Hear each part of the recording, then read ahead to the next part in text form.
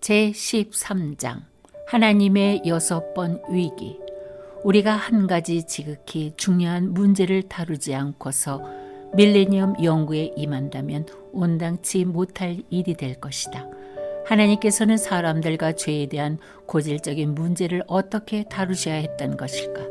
그분께서 수백 년 동안 인류를 향해 오래 참으심은 비길 데 없는 그분의 인격을 나타내 보여주는 것이다.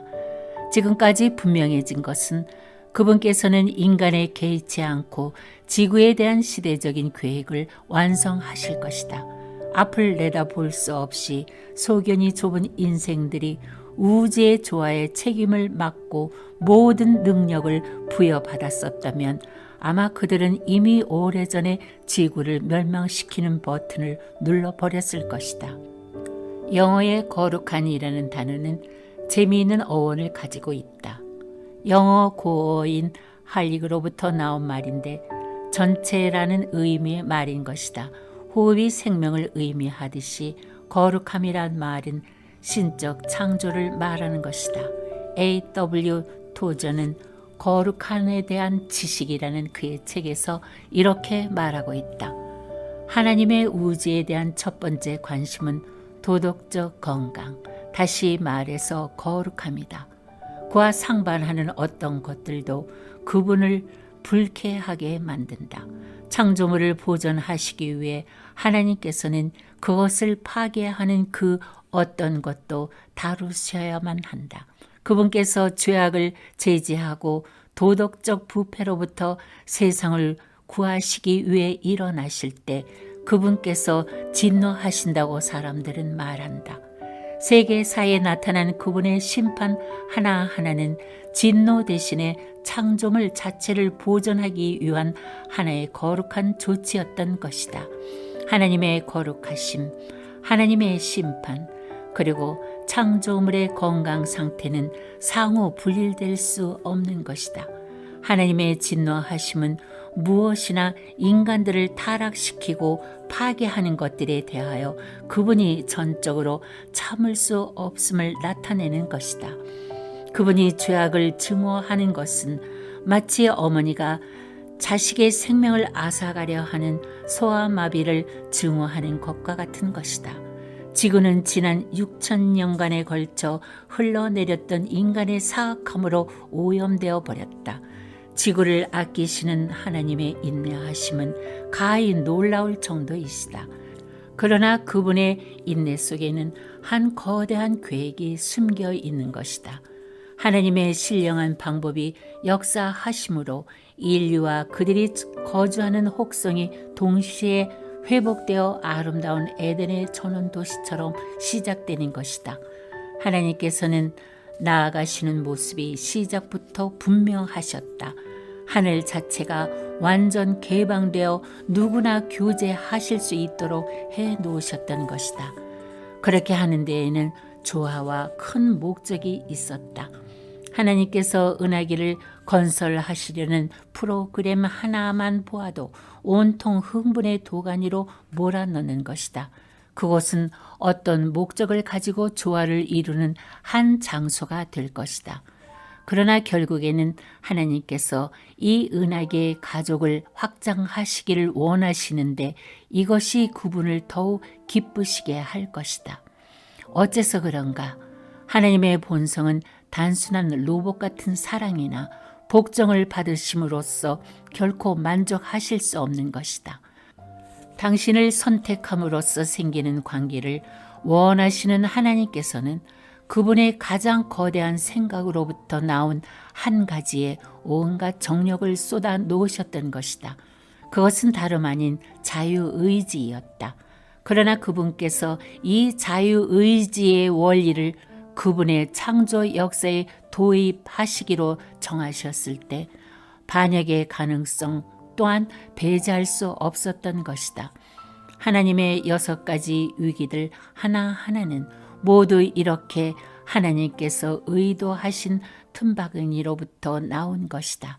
그러나 그럼에도 위대하신 우리 하나님께서는 담대하시게 자유의지 개념을 계속 고수하시고 계시니 기쁜 일이 아니겠는가.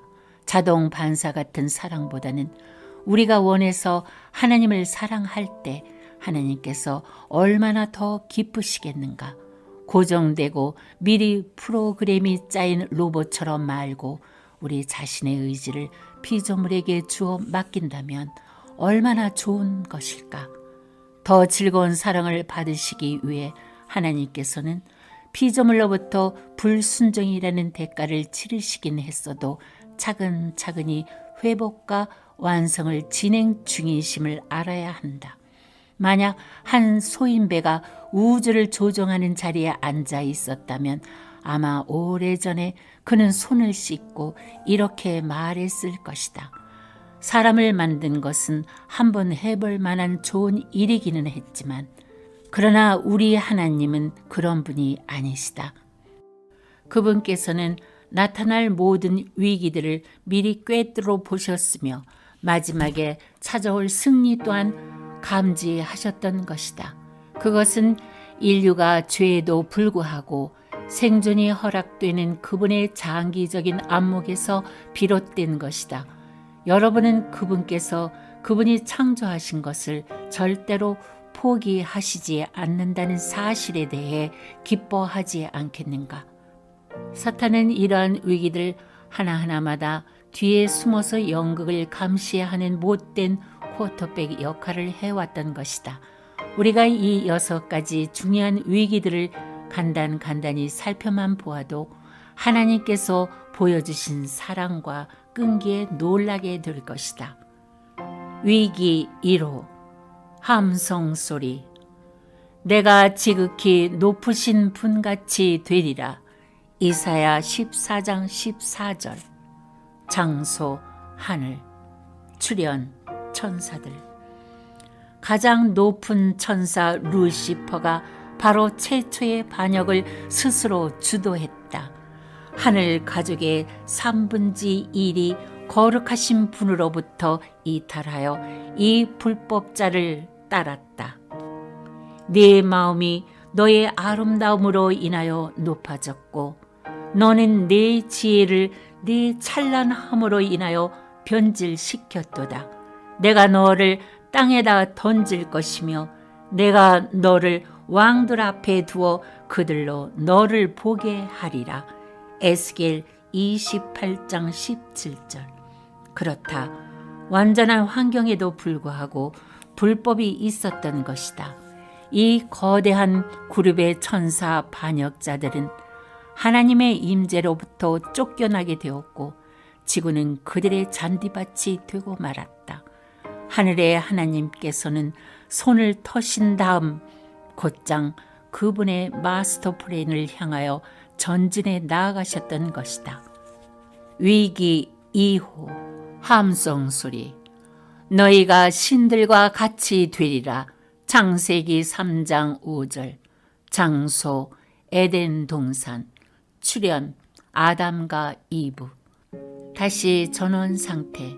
아담과 이브는 아픔, 가난, 땀, 그리고 긴장과는 전혀 무관한 자유를 향유하고 있었다. 하나님께서는 지구 전반에 걸친 고난을 아담에게 부여하시고 서원을 할 때에 그와 함께 거니셨다. 주님은 아담에게 간단한 생명의 법칙들을 내려주셨으나 사탄은 그가 그 법칙들을 위반하도록 유혹함으로 공모자가 되었다. 사탄은 함정을 파놓았고 아담은 그 함정에 빠지고 말았다. 이렇게 사탄이 승리를 거둔 후에 죄는 아담과 에덴에 전염되어 퍼지게 되었다. 그렇게 법을 어김으로써 아담은 지구의 소유권을 빼앗기는 값을 치르게 되었던 것이다. 사탄이 그것을 강탈해 버렸고 하나님의 저주가 땅 위에 임하게 되었다. 지금 인류는 거대한 새로운 장애물들을 직면하고 있다. 아버지께로서는 죄로 오염된 개개인을 일일이 접촉하시는 일을 착수하셔야만 했던 것이다.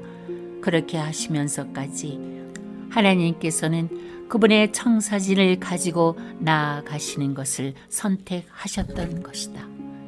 위기 3호 함성 소리. 내 영이 항상 사람과 다투지는 않으리니. 창세기 6장 3절. 장소 에덴 동산 밖.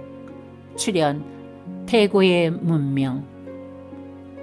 하나님께서는 에덴 시대 이후에 많은 혜택들을 계속 허락하셨다. 그러나 얼마 가지 못하여 죄의 바이러스는 온 땅에 퍼지게 되었고, 따라서 사람들의 마음의 생각과 상상이 계속해서 악하게 되었다. 세상은 비열한 추잡함과 폭력으로 가득 차게 되었다. 하나님께서는 이렇게 전적으로 윤리가 붕괴된 것을 아셨고, 따라서 인류를 위한 유일한 희망은 처음부터 다시 시작하는 수밖에 없게 되었다.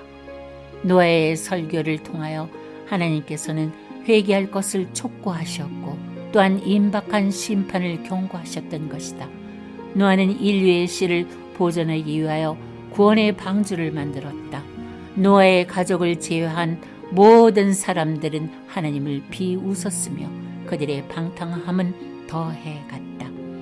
땅도 하나님 앞에 부패하였으니 땅이 폭력으로 가득하였더라. 창세기 6장 11절. 하나님께서는 자비하심으로 큰 비를 내리게 하셨고, 반역하고 병들고 또한 폭력에 가득 찬 그들은 노아가 예언하였던 대홍수 속으로 없어져 버렸다. 인류는 반역함으로 인해 한 움큼도 못 되는 작은 존재같이 전멸되고 말았던 것이다. 그런데도 여전히 하나님께서는 그 위대한 계획을 단념하지 않으셨다. 위기 4호 함성 소리. 우리는 이 사람이 우리를 다스리지 못하도록 할 것이다. 요한복음 1장 11절을 보라. 장소 중동. 출연 모든 인류. 하나님께서는 여전히 사람에 대해 계속 인내하시다니 믿을 수 없는 일이다. 그분의 길은 분명히 우리의 것보다 높으시다. 하나님께서는 절대로 포기하지 않으신다. 대홍수가 지난 지도 수천 년이 흘렀다. 인간들이 계속 실패하며 고통받는 것을 지켜보신 하나님께서는 마음이 움직이셨던 것이다. 사람들은 사탄과 하나님 사이에 끼어 집중 사격을 받으며 영적 전투장에 서 있었던 것이다. 하나님께서는 그들 중 어떤 이들은 의의 편에 서기를 원하고 있음을 아셨지만 그들 모두는 세상 통치자의 노예가 되어 있었던 것이다. 그때 하나님께서는 구출 작전을 시작하셨던 것이다.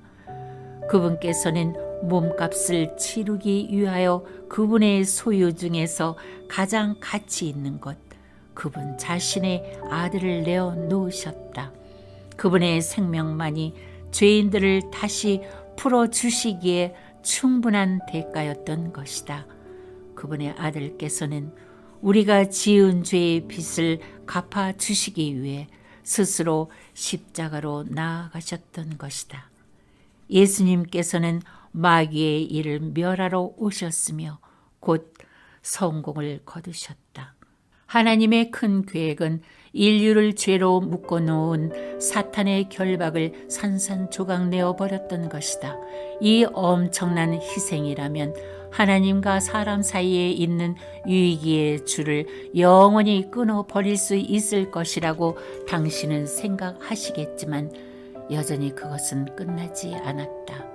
그가 자기 백성에게 오셨으나 자기 백성이 그를 영접하지 아니하더라. 요한복음 1장 11절. 그들은 소리쳤다. 우리는 이 사람이 우리를 다스리지 못하게 할 것이다.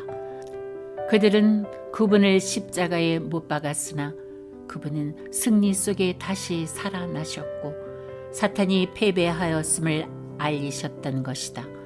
네 번째 무서운 위기가 왔었고 그 좋은 씨는 뿌려졌던 것이다. 주님은 계속해 나아가셨던 것이다. 위기, 오호, 함성 소리. 그들은 하나님을 회방하며 그들의 행위를 회개치 않더라. 계시록 9장 20절로 21절을 보라. 장소, 온 세상, 출현, 사탄과 죄인들. 하나님의 갈보리 사건은 당장 천국을 실현하지는 못했지만 지상에서의 예수님께서 이루신 일은 영속하는 많은 열매를 맺었던 것이다. 승리의 씨앗들이 뿌려졌으니 하나님의 말씀인 성경이 인류 전체에 전파되게 된 것이다. 오순절의 성령께서는 이 복음을 땅 끝까지 전파하게 하시려고 믿는 자들을 그의 영으로 충만케 하셨던 것이다. 그러나 하나님께서 인류를 위하여 이 모든 일들을 이루셨음에도 불구하고 사람들이 하나님의 구원보다도 사탄의 악을 따름으로써 또다시 문제가 확대되기 시작하여 세상은 세계적으로 소돔과 고모라처럼 되어버리고 말았다. 하나님의 공의는 언제나 악에 대항하셔야 하는 것이다. 하나님께서는 너무도 친절하신 나머지 불의한 자들까지도 심판하지 않을 것이라는 막연한 희망은 치명적인 신경 안정제가 되어버렸다.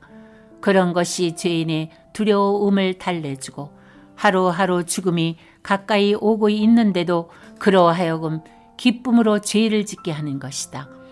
하나님께서는 악을 참으실 수도 없고 또 그렇게 하시지도 않으실 것인 바 이는 악이 퍼져나가는 것을 그대로 방치하면 그분의 창조물을 파괴하는 결과를 초래할 것이기 때문인 것이다. 그리고 이러한 반역은 주님의 크고 두려운 날이 올 때까지 끝이 나지 않을 것이다. 요엘서 2장 31절. 역사상 가장 끔찍한 전쟁 아마겟돈은 예수 그리스도께서 나타나실 때에 가셔야만 그치게 될 것이다. 악한 군대의 사악한 지도자는 문자 그대로 사슬에 묶이게 될 것이며 하나님의 다섯 번째로 큰 위기는 끝이 날 것이다. 그런 연휴의 낙원 시대에 가까운 밀레니엄 시대가 열리며 예수님께서는 지구에서 개업을 시작하시는 것이다. 인류에게는 사탄이 없는 천년이 주어지게 되어 영원한 충성을 결정할 기회를 받게 되는 것이다. 그리고 나서 최종 시험을 치르게 될 것이다.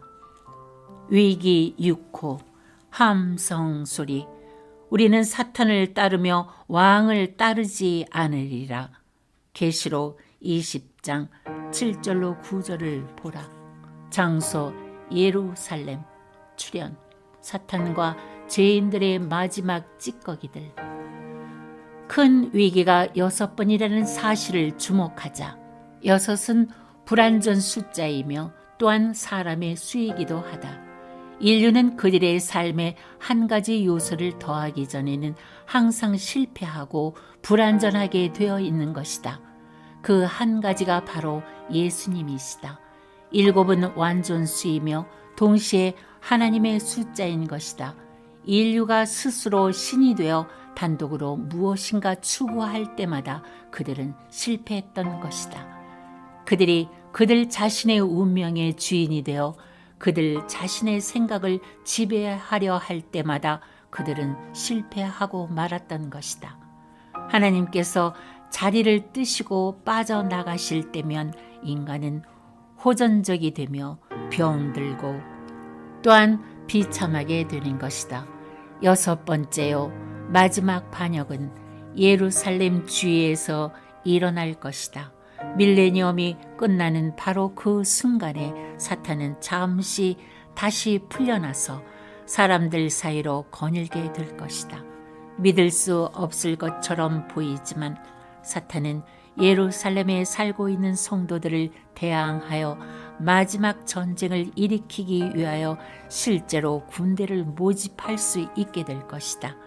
이들 밀레니엄의 반역자들은 영화되지 못한 무리들 사이에서 태어난 아이들로부터 차출될 것이다. 사탄과 그의 악한 군대는 예루살렘을 공격할 것이다. 마침내 그것도 충분한 시간을 주신 후에 그분께서는 멸망의 버튼을 누르실 것이다. 하늘에서 불이 내려와 최후의 한 사람까지 반역의 무리들은 영원히 제거될 것이다. 사탄은 불못에 던져지게 될 것이며 시험의 때는 영원히 우리 뒤로 자취를 감추게 될 것이다. 남은 자들은 그들의 최종 시험에 합격하게 되고 또 졸업도 하게 되어 영원 세계로 들어가게 되는 것이다. 그때에 하나님의 거대한 서클은 완성되어질 것이다. 그분의 왕가는 나의 관계 없이 마음이 그분께로 향한 한 사람 한 사람 모두를 포함시켜 늘어날 것이다. 우리는 불로 시험받아 입증된 후에 하나의 거대한 가족을 이루게 될 것이다. 믿음을 통하여 우리 각자는 선택되어 개인적으로 하나님의 가족으로 연합하게 될 것이다. 기쁨에 가득 찬 아버지께서는 그분의 가족들에게 왕족으로서의 모든 특권을 영원토록 주실 것이다. 오 주여, 주께서는 영광과 존귀와 권세를 받으시기에 합당하시니 이는 주께서 만물을 창조하셨고 만물이 주의 뜻대로 있으며 또 창조되었기 때문이니이다. 계시록 4장 11절.